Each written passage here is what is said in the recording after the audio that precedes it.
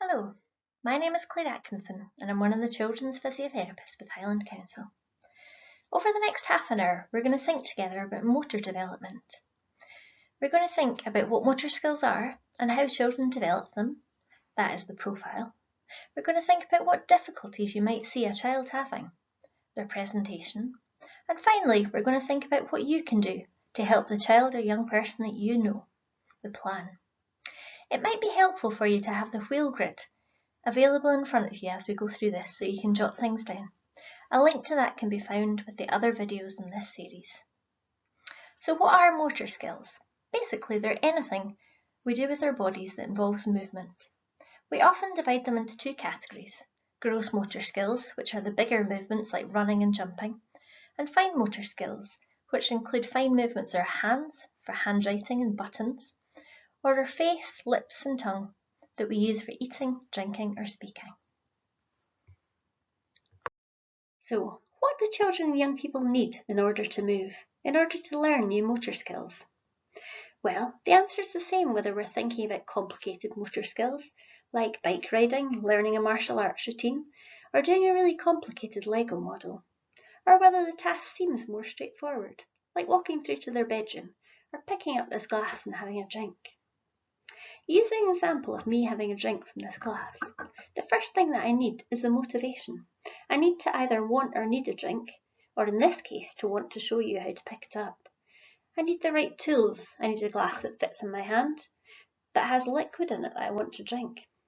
And I need the right environment. So I need to be not so distracted that I knock over the glass by mistake or forget to take a drink. I need to understand the steps involved in getting the water from the glass into my lips, and I need to understand what order these need to happen in for me to get the drink successfully. I need enough strength to pick up the weight of this glass, and I need enough endurance in all of my muscles that I can repeat this throughout the day whenever I'm thirsty. I need the flexibility in my hands to go around the glass, and in my shoulder and elbow to reach forward. I need all the movements to happen at the right time and in the right order. If my fingers open too late as my hand moves towards the glass, I'll knock the glass over. I also need enough balance so that I don't fall over as I carry out the task, and also so my shoulder is stable enough that my hand doesn't waver as I reach towards the glass. Finally, I need lots of information from my senses, as Susan covers in another section. This tells me, does it hurt as I pick this up? Is the glass too hot? Is the glass too heavy for me? How is this going? Does it look like the water's spilling? Can I feel any water dribbling down my face? The good news is that all of these aspects typically improve with practice. The first thing you need, however, the child or young person needs to have the motivation to improve that particular skill. There's been lots of work done as to how children acquire new motor skills. This process starts before they're born, continues through childhood and adolescence, and into adult life. We know that we can learn new motor skills ourselves, whether that's taking up a new sport or perhaps a musical instrument. To start with, any skill needs our full attention, and this is important to remember when we're helping children practice, as we'll see a bit later on. As the skill level increases, the process becomes a bit more automatic. Most of us as adults don't have to think very much about how to walk across a room. We'll think about the example of a toddler learning to walk, and also at the other end of the scale, a teenager learning how to drive. To start with, neither teenager nor toddler can do the task, and they're learning the basics. Improvement at this stage is quite rapid and can be really motivating for the child or young person, but their performance is inconsistent. So one minute the toddler might be able to walk across the whole room, and the next minute they're falling over after just one step. This is normal, and it's beneficial to reassure the child or young person this is a normal part of learning. As they get slightly better at the task, they might be able to do it when things are perfect. So the toddler can walk across a room most of the time when there's nothing to trip over, or there's no distractions in the room. Perhaps the teenager can drive the car when it's their own car on familiar roads, and when traffic isn't too busy. Improvements at this stage are typically smaller. They're looking at identifying errors and correcting them. This can be a bit demotivating for children, and it's important that they have the bigger picture and the bigger goal in mind to keep them going through this stage of practicing. They're getting it right most of the time, but there will still be errors, and it's important to remind them that this is a normal part of learning. It's crucial that children don't stop at this point. If a skill is learned to the point that a child can do it most of the time, and then stopped for a while, so for example, a child that learns to ride a bike, but then the weather turns and they perhaps don't cycle for another 6 months, it's going to be much harder for them to pick that skill back up than if they'd got to the stage where they could do it automatically before they stopped the practice. By the time the toddler's walking becomes automatic or expert, they can walk across a room in a variety of situations. So in different surfaces, they can perhaps negotiate their way across carpets and rugs and little thresholds and steps. They might be starting to apply the skills to walking on gravel or grass, or perhaps looking at stairs. The teenager can drive in different weather conditions and perhaps can drive in different cars. There's fine-tuning going on of the skill, and this is an important part of the practice. Most of the time they get it right, but again, some mistakes are common. It's important to notice this isn't a one-way process. We know as adults walking is automatic, but when it's icy or when we're walking in snow, we all know that we tend to be a bit more careful, we're more aware of where our feet are, we're thinking a bit more about where the weight is in our body, and that's a normal response to a changing situation. This is the same for children and their motor skills. Seeing a child who's learnt a skill, perhaps not being able to do it as well one day, so the toddler that's falling, is not a cause for concern, as long as this is not persistent and long-lasting. Usually, with a bit of practice, they'll return to their previous levels, and often it's because of the situation. A hungry toddler, a tired toddler, a teenager with lots on their mind are less likely to be able to walk or to drive successfully and confidently. We know that children move through this process of learning new motor skills at different speeds, and they learn different activities at different paces too. We also know that some children struggle more with learning new motor skills than others, and that this is more common in children with neurodevelopmental differences, and this can present a lifelong challenge. There are 4 elements to learning any new motor skill: planning, doing, evaluating, and repeating. Children can struggle in one or all of these areas. It can be really helpful to figure out whereabouts they're struggling. There's no point in me practicing doing an activity over and over again if my challenge is actually in evaluating what's going wrong. And we're going to think over the next few slides about how you might work out which of these challenges your child is having. A child who struggles with planning might have difficulties getting started, finding the things they need, or perhaps they might get stuck partway through an activity. It's important to remember that sensory input is crucial to any motor plan, and it would be useful to review Susan's section on sensory development. A child struggling with doing might just not manage a task, or it might look more awkward than their peers. When it comes to older children, often this comes out as avoiding activities that are difficult for them. Evaluating involves working out what's going wrong and correcting mistakes. A child struggling in this area might repeat the same mistakes over and over again, and therefore not improve with practice. They might also have different practices that look wildly different from the one before. Finally, a child struggling with repeating an activity might seem to get tired or sore, might seem to struggle with repeating it in a different context, so perhaps if a different ball is used or they're in a different environment, or sometimes they might just give up the task. We're going to look in a little bit more detail at each of these 4 sections, using different examples of motor skills to help us. The first thing a child needs to do any motor activity is the ability to plan and organise themselves. Now, we know that in children with neurodevelopmental differences, often planning is more of an issue than the actual doing of the task itself. It also can be quite challenging for adults to spot planning difficulties, so I'd encourage you to take time to read through this list later and see if you recognise anything in the child that you know. When I'm talking about planning, I'm not necessarily speaking about forward planning. So in the example of me playing tennis, I do need to plan to have a court booked and take my racket with me, but the motor planning that I want to speak about just now is the kind of conversation that goes on in my brain that works out how fast I need to run to get to the ball. The plans my brain makes about how far I stretch my elbow so that the racket connects with the tennis ball. We're going to take the example of a child getting dressed in the morning and see how planning difficulties might manifest in that task. So you might notice that your child takes a long time to get dressed. Perhaps after 10 minutes, they're still in their pyjamas, or they run out of time every morning getting ready for school.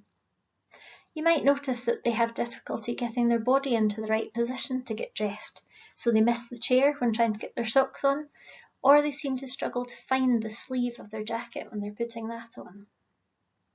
You might notice they don't give themselves enough space. So again, when they're putting their jacket on, perhaps they're too close to the wall so they bump into it, or perhaps they're too close to a sibling so they accidentally hit them when they're putting their arm through. You might notice that they look quite inefficient when they're getting changed. So perhaps they do their buttons up and then undo them and then redo them again. Perhaps they do things in the wrong order. So they put their jumper on before they buttoned all their shirt buttons up. A child who constantly fidgets can be indicating that they're struggling to get their body in the right place to do a task. You might spot that your child has difficulty getting organised to get dressed, perhaps finding the school clothes that they need. They might also seem to lose their clothes quite often, so perhaps they struggle to spot the socks that you know you've put out for them. Sometimes planning difficulties can come out as an over or an underestimation of their own abilities, or as a lack of safety awareness, so again, not being aware where their siblings are when they're putting their backpack on in the morning. It's important to notice at this point that disorganised schoolwork, so perhaps messy schoolwork or starting in the wrong place on the page, can be an indication of a planning activity and is worth considering. We said earlier that it's often easiest to work out when a child is struggling with the doing part of a motor skill. It's handy for us to divide doing into 5 sections so that we can work out where a child's challenges are.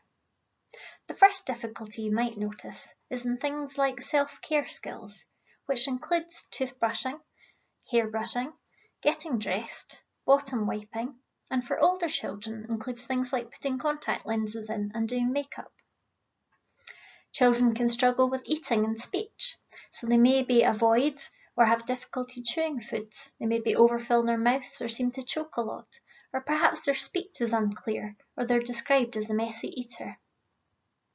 You might notice that they struggle with what could be called sports skills. So this can include traditional sports, but also things like riding a bike, using a swing, catching a ball, going up and down stairs, or just walking fluently. You might notice that they struggle with skills involving their hands, so perhaps have messy handwriting or struggle to do crafts and Lego, or struggle to pick up and kind of twist around small objects. They might also be described as clumsy, so they can perhaps do some of the things that we've mentioned above, but it looks a bit awkward. Perhaps they fall or trip more often than their peers. Perhaps they press too light or too hard on their paper, or have quite poor posture. In order to improve at any motor skill, a child needs to be able to evaluate their performance as they go along, to work out why they're making mistakes and how they can fix them. Using an example of a child playing tennis, how might difficulties evaluating show up? Well, each attempt they make to hit the ball might be vastly different to the one before, or they might consistently hit the ball into the net despite practicing the same shot for a few hours. Or they might be given a new tennis racket and they struggle to get the ball over the net now because they can't adapt to the change of tension of the surface. It's not that the children can't do the action of hitting the ball, it's that they can't work out where to put their arm, how far to tilt their arm backwards in order to get the ball to clear the net. In order to improve any physical skill, children need the emotional and physical ability to keep going. They need to practice many times and in lots of different contexts. For example, a child learning to climb stairs needs eventually to be able to climb stairs not just at home, but also at school and in the community. A child with difficulties in these areas might show up as being tired more easily than their peers. Perhaps they complain of sore muscles during or after an activity, or are more exhausted after school than you'd expect. Perhaps when you're out for a family walk or a cycle, they seem to need to rest more often. When children get older and into their teenage years, this can often present as avoiding activities, perhaps regularly forgetting their PE kit or just opting out of going for a walk as a family. If any of these difficulties has persisted for a while, it might be worth consulting a health professional, just to rule out any underlying reason. Finally, children sometimes present with reduced motivation or self-esteem around their physical abilities. It might be useful to review the emotional development section, just for some ideas on how to help your child with this. So having worked out why your child is struggling with a particular motor skill, we're now going to look at what tools we have at our disposal to help them. We're going to spend some time thinking about goals and why this matters. We're going to look at what effective praise and practice looks like. We're going to think about the environment and what impact that has on effective practice. And finally, we're going to look at how adaptations can be used to help a child achieve their physical goal. The first tool at our disposal is the ability to have really good goals for the child. Shared goals help a child work out what they want to work on. It helps keep them motivated when they're in that difficult phase of practice, the orange section of the graph we looked at earlier on, where improvements don't seem to be so big. They help them keep the bigger picture in mind. Also, they help them work out the steps that are involved in getting there. There are 5 golden rules of goals, if you like, which I'm going to call the 5 B's. Firstly, be specific. What does my child want to be able to do? Do they want to be able to throw a basketball through a net? Or do they want actually to be able to throw a ball to knock over skittles? The skills required are quite different, so it's important to be specific. Secondly, be selective. There are many motor skills that children learn throughout their life, and plenty of time to learn them. So what's important to you or to your child right now? Sometimes we feel that children should achieve certain motor skills at certain ages. Best example of this is perhaps shoelace tying. Many parents feel that a child should be able to tie their shoelaces by the time they go to high school. However, for some children this just isn't important to them. Practicing it lots at primary 7 isn't going to be relevant and isn't going to be successful. Instead, perhaps when they're a bit older and have a particular pair of trainers in mind they want to wear, their motivation to succeed will be greater and they're more likely to achieve the goal. Thirdly, be realistic. It's really important to set the level for the ability of the child, not for their chronological age. We're always looking to do the next step in a process for a child. So look at what they can do just now and set your goal as the next thing that they might want to do. Be realistic about how long it takes. Practice takes a long time. You will know your child and you know how long it's taken them to learn other skills in the past. So set yourself a realistic time frame. Fourthly, be systematic. Breaking it down into steps is a really useful thing for a child. The easiest way to do this as a parent is to practice the task yourself and work out how to do it. So if I'm trying to learn how to cut a piece of steak, it might be useful for me to pick up my cutlery, figure out where my fingers go on the knife and fork, figure out what actions I'm using to cut it up, and break it down into steps. Step 1 might just be picking up the cutlery properly, right through to the end result where they can sit down with any cutlery at all, anywhere, and cut anything they want to.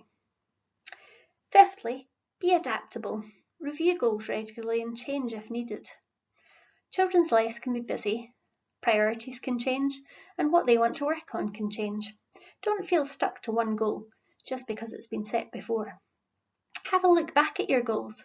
This is really important so you can see progress.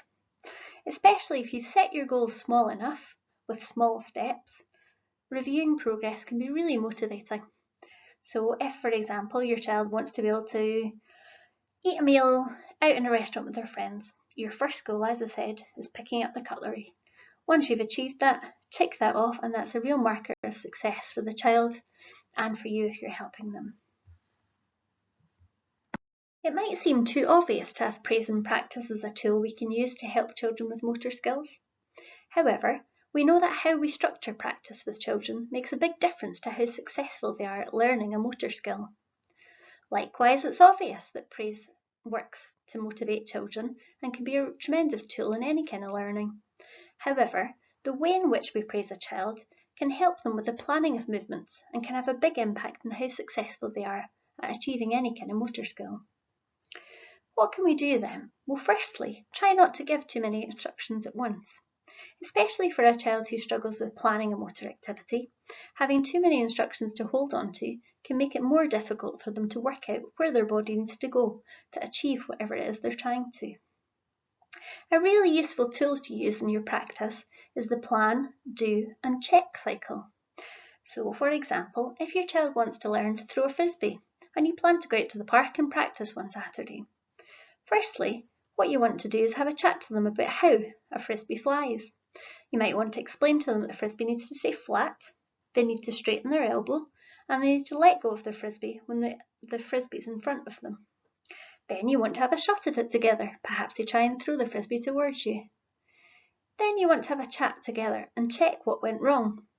So perhaps the first time they try it, their frisbee veers away to the right. So what do they need to change? How can they do things differently next time? You might then want to try it yourself and figure out, well, why does the frisbee go to the right as opposed to going forward? This can sometimes be a bit tricky. If you're struggling with this, by all means ask for help by phoning the Just Ask helpline and help them to break it down into steps for you. As part of this checking, you might work out that what's happening is the child is letting go of the frisbee far too late, and therefore it's going to the side. So you have a chat together about how to change it next time, and maybe tell them to let go of their frisbee when it's right in front of their nose. Again, go through the cycle. So they plan it out, they plan when to let go of the frisbee, they do it, they check it. This needs repeated many, many times. But using specific practice is really good and will help them improve far quicker. It goes without saying that practicing lots is going to lead to improvement quicker. Try and use opportunities in daily life, particularly for functional skills like laces or cutlery. The more often a child does a task, obviously the better they will get at it quicker. However, choose your moments. First thing in the morning when getting ready for school is not always the best time to practice motor skills. A good tip for practicing is to practice beside a child rather than opposite them. Again, for a child who struggles with planning, working out how to replicate someone's mirror image is quite a challenging task. It's much more useful if you sit beside them or stand beside them. A really good tool is what can be called backward chaining, which basically means starting at the last step and working backwards. So if your child wants to learn to do up their jacket, you can start by teaching them how to engage the zip. But sometimes more usefully, you might want to start with the last step. So you start with getting them just to pull the zip from midway up to right to the top of their neck. This is a really useful tool as it's very motivating for the child because they get to do the most interesting part of the task. Like for us, doing the last part of the jigsaw is often the most interesting bit. Letting the child do the very final stage can be far more satisfying. Then you work backwards. So in the example of the jacket, starting off they're just pulling the zip up the very last bit of the zipper. Then they work backwards and pull the zip up all the way along the zipper.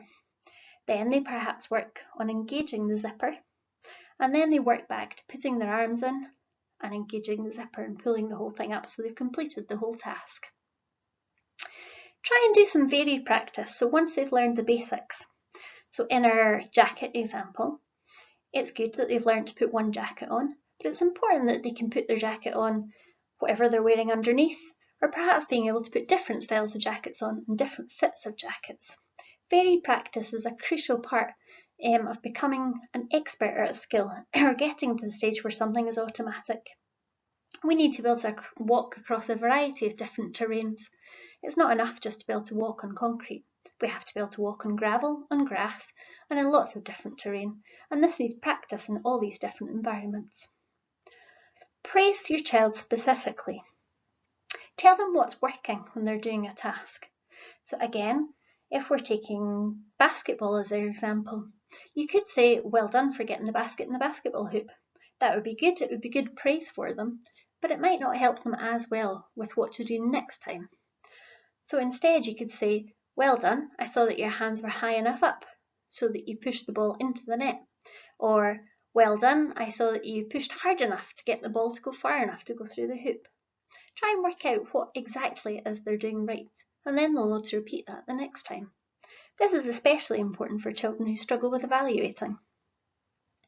Finally, celebrate effort and steps towards a goal, in whatever way works for you, for the child, and the people helping them. It's important to have the different steps, perhaps written out somewhere so you can tick them off or celebrate them. Make it fun for everybody. That involves the child, but it also involves you if you're practicing with the child. There are lots of different ways to do this and lots of resources that will help you do that.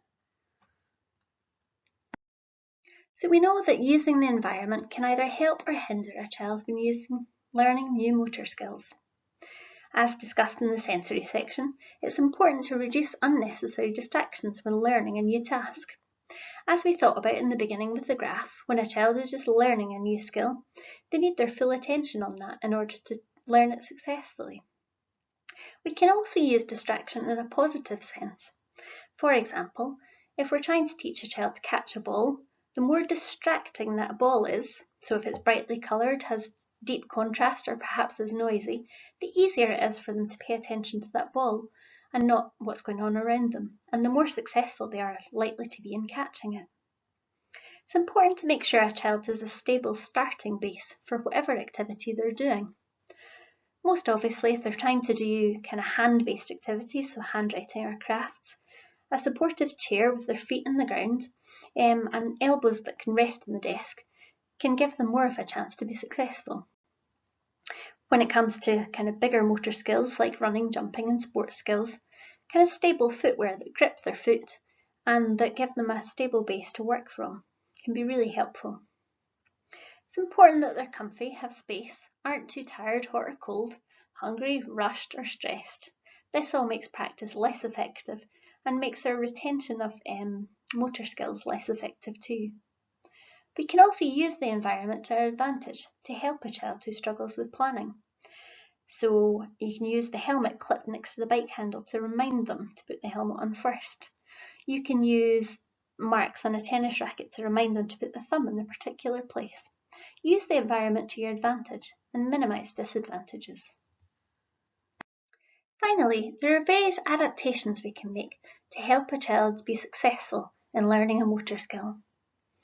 Firstly, it's important to consider what the aim of any task is. Does it actually need the particular motor skill they're struggling with? Can the task be changed to achieve the same outcome? A great example of this is homework. If the aim of a task is for a child to learn their numbers in order, do they actually need to write all the numbers out to do this? Could they use magnetic numbers on a fridge and a parent takes a picture of it to submit as homework? Is there some way I can change the posture to make it easier for a child? So for handwriting, can I give them a chair that's a better height for them? For learning to jump, can I get them to start up a step? Or can I remind them to bend their knees so they're closer to the ground and more balanced when they land? Can I make the whole task easier for them by taking out some steps? For example, if a child wants to learn to do up their shirt buttons, can I put a bit of Velcro in the very top buttonhole so that they can do all the others, get the success of getting their shirt on without having to do the trickiest one at the top here? Can I change the tools for the task to make it easier?